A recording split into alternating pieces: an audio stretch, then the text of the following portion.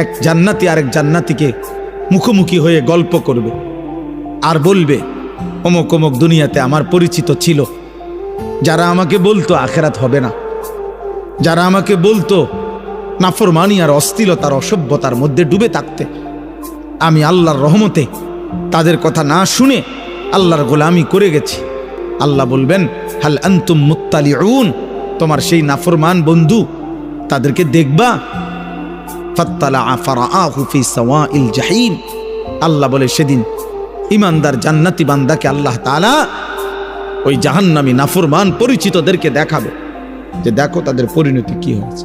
তোমার এলাকার মদখোরের কি অবস্থা, খবর লও, দেখো দেখো, তুমি দেখো তোমার এলাকার নেশাখোরের অবস্থা কি, দেখো তোমার এলাকার ওই চরিত্রহীন লম্পট যুবকের হালাত দেখো, যে মনে করছে চুলের, আমাদের কিছু ছেলে দেখবেন শুধু এই চুলটা বাম দিকে ফিরাইতে পারে এমনি, এই এতটুকুর কারণে কেউ তাকে কিছু বলে না, সে এটাকে অনেক কিছু মনে করে।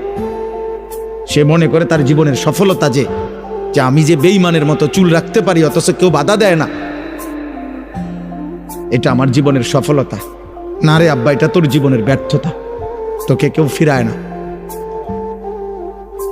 তোকে কেউ ফিরায়। অনেক যুবক মনে করে, অনেক মেয়ে ছেলে মনে করে, আমি যে সারা রাত মোবাইলে নারী ছবি জেনা ব্যভিচার দেখতে পারি, অথবা কোনো ছেলের সাথে হারাম সম্পর্ক করছি, কোনো মেয়ের সাথে হারাম সম্পর্ক করছি, কারো যে সাহস নাই আমাকে বাধা দেওয়ার, মা বাবা আত্মীয় স্বজন, এটা আমার জীবনের সবচেয়ে বড় ক্রেডিট, আমার যৌবনের অহংকার এটা।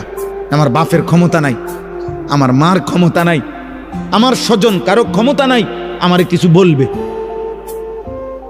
এটা সে মনে করছে অনেক বড় কৃতিত্ব। আল্লাহর কসম, এটা কৃতিত্ব না, এটা তোর উপরে আল্লাহর লানত। আল্লাহর লানত করার কারণে তোর স্বজন সবাই তোর থেকে মুখ ফিরায় নিছে।